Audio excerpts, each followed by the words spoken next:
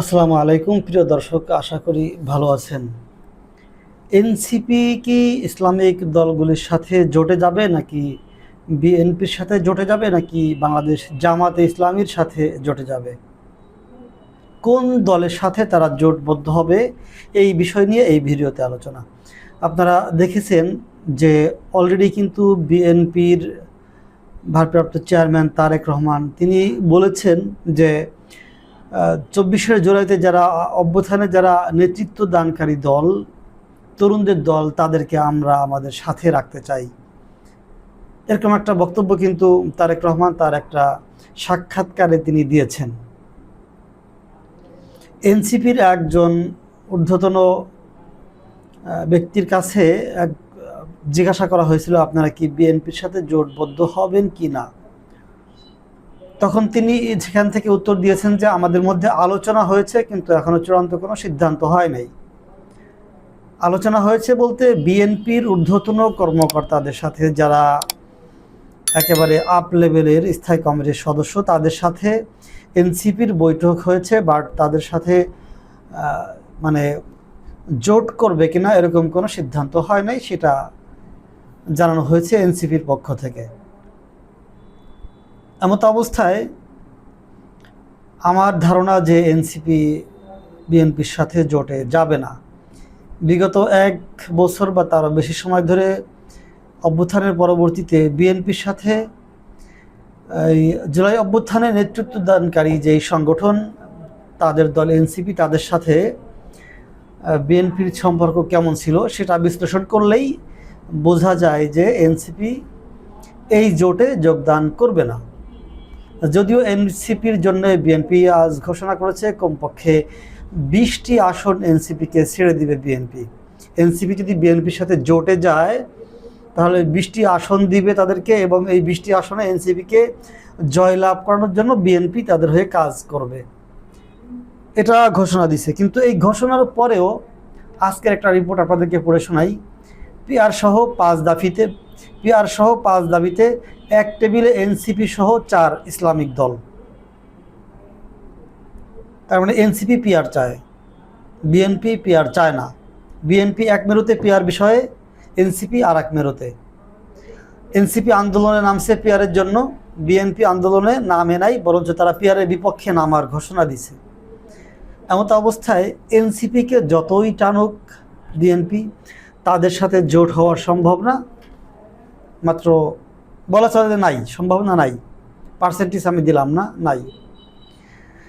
এই সংবাদটিতে বলা হয়েছে, পিআর পদ্ধতিতে আগামী জাতীয় সংসদ নির্বাচন আয়োজন সহ 5 দফা দাবিতে এক টেবিলে বসেছে এনসিপি সহ 4 ইসলামিক দলের নেতারা। শনিবার রাতে কক্সবাজার জেলা জামাতের উদ্যোগে এই গোলটেবিল বৈঠকের আয়োজন করা হয়। এখানে অংশ নেয় ইসলামী আন্দোলন বাংলাদেশ, খিলাফত মজলিস, নিজামে ইসলাম পার্টি ও জাতীয় নাগরিক পার্টি বা এনসিপি। জেলা জামাতের আমির অধ্যাপক মাওলানা নূর আহমেদ এর সভাপতিত্বে শহরের হাসপাতাল সড়কস্থ দলটির জেলা কার্যালয়ে এই গোলটেবিলের আয়োজন করা হয়। সভায় বক্তারা বলেন, আগামী জাতীয় সংসদ নির্বাচনে ইসলামী ও সমমাননা দলগুলোর ভোটের বাক্স হবে একটি। সবাই একসাথে ইসলামী দলগুলোর প্রার্থীদের বিজয় করার জন্য কাজ করবে। বৈঠকে ছোট ছোট মতভেদ ভুলে সব ইসলামী দলের ঐক্যবদ্ধ হওয়ার প্রতি জোর দেন নেতাকর্মীরা। তারা মনে করেন, এমন ঐক্যের সুযোগ আগে কখনো আসেনি, এই সুযোগকে কাজে লাগাতে হবে এবং এই ঐক্য শুধু আগামী নির্বাচনের জন্য করলে হবে না, করতে হবে দীর্ঘমেয়াদী। এই সংবাদটিতে আপনারা বুঝছেন যে কক্সবাজার জেলার নেতৃবৃন্দ, জেলার পর্যায়ের নেতৃবৃন্দ, তারা এক টেবিলে বৈঠকে বসেছে। সেখানে ইসলামিক 3টি দল এবং এনসিপিও ছিল।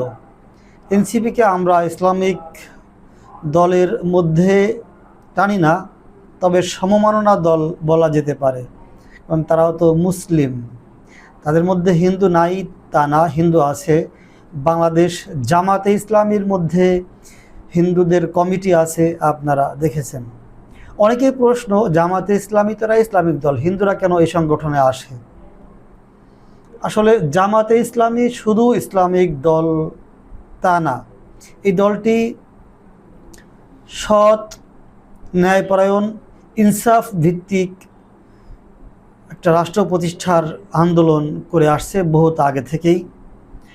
আর ইনসাফ ভিত্তিক রাষ্ট্র যদি কায়েম হয়, তাহলে হিন্দু মুসলিম না, শুধু সকল ধর্মের মানুষ তার ন্যায্য অধিকার, যেটা ইসলাম যেই অধিকার সকল ধর্মের মানুষকে দিয়েছে, সেই অধিকার তারা পাবে। এখন যেমন হিন্দুদেরকে বলা হয় যে সংখ্যালঘু, আসলে ইসলাম কাউকেই সংখ্যালঘু বলে নাই।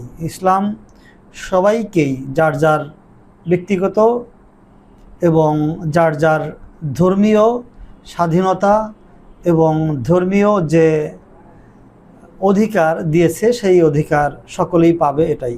তবে হ্যাঁ, ইসলাম কি বলে? ইসলাম বলে যে সকল ধর্মের মানুষকেই ইসলামে আসার জন্য দাওয়াত দেওয়া যেতে পারে। ইসলাম ধর্মে আল্লাহ রাসূল যাদেরকে ডাকতেন, তারা কিভাবে আসতেন, কেন আসতেন, সেই দিকটাতে যদি আমরা দেখি যে আল্লাহ রাসূলের আচার আচরণে কিন্তু অন্যান্য ধর্মের লোকজন তাদের ধর্ম ত্যাগ করে ইসলাম ধর্মে চলে এসেছে। অনেক ইহুদি, অনেক অমুসলিম, মদিনাতে অনেক ইহুদি ছিল ওই সময়, তারা ইসলাম ধর্ম গ্রহণ করেছে। তো বিষয় হলো, আপনার জোর করে কোনো ধর্মকে ত্যাগ করে অন্য ধর্মে আনার কোনো অধিকার ইসলাম আপনাকে দেয় নাই। ইসলাম অবশ্যই শান্তির ধর্ম, ইসলাম অবশ্যই সঠিক, ইসলাম অবশ্যই সকল ধর্মের মানুষকে যার যার ন্যায্য অধিকার দিছে, সেই অধিকার সবাই পাবে যদি ইসলামিক রাষ্ট্র কায়েম হয় বা যদি কোনো ইসলামিক দল ক্ষমতায় আসে, এটা আমার বিশ্বাস।